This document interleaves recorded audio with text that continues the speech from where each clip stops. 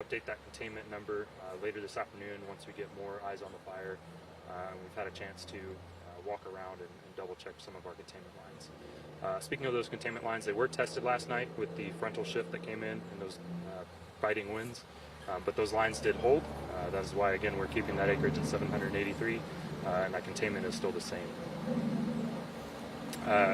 Again, those containment lines held due to the work that our crews did overnight in the cold. They continued to patrol, they continued to mop up, and the winds actually helped with some of the heavy woody debris that was down, that was still smoldering, helped reduce that smoke load that will happen over the next couple of days. Just so y'all are aware, the smoke will continue to be in the air for the next couple of days as we continue to work on this fire, but don't be alarmed if you do see smoke in the air. So speaking of the weather, we did want to talk a little bit about that and the weather concerns that we have today.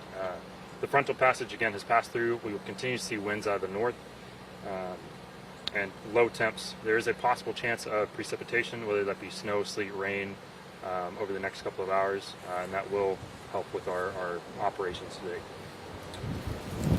Operations, crews are going to continue to mitigate any heat sources that they find. We'll still be working on the south edge of the fire perimeter, working on that containment line, making sure that's holding. We're going to continue to patrol and mop up, again removing those heat sources as needed. We also want to make sure that life safety is one of our highest priorities throughout this entire incident. Highway 21 is open to the public, but we want to make sure that citizens are being cautious while traveling through the area. Again, we will have emergency personnel and fire line personnel on scene and in the area today.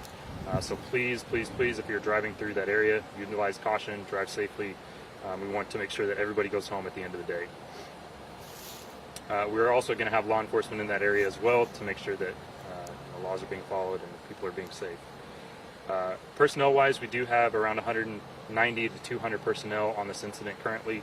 We will have air resources available from Abilene, as well as Blackhawks that are taking standby position at Bergstrom.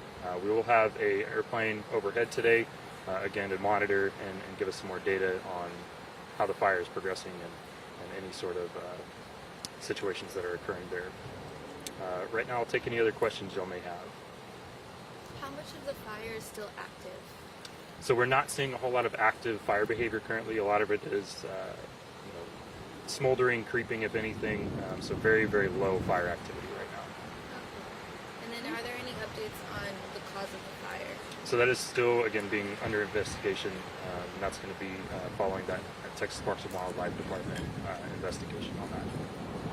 Tell us again a little bit about how the weather affected the fire. So last night, so again, we did have that frontal shift come through. We were working, last night and last evening, this morning, on making sure that wind change didn't affect our southern containment line. So we had crews patrolling that area. We had last night we had widening of that containment line to make sure that again those fires weren't coming through.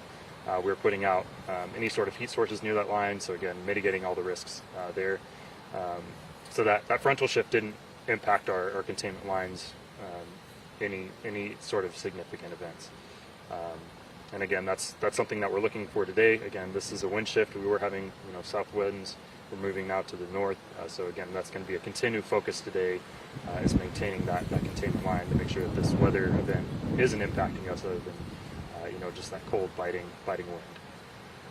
What are some of the goals today? So again, working on that containment line, making sure that again everybody's being safe. Life safety again is highest priority.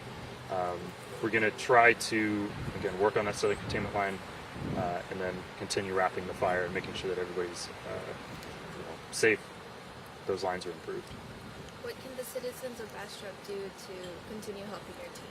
So we have received an outpouring of support from the community through food donations, water donations. Right now, we're going to urge everybody to try and kind of just hold still. We're working with the Office of Emergency Management to coordinate food donations for our firefighters. We have a significant amount of water currently, so we're not asking for any donations currently. But again, we do really appreciate the outpouring of support that's come from the community. Any other questions, comments? Awesome. Well, thank you all again for coming out. Again, I know it's really cold. Can I just get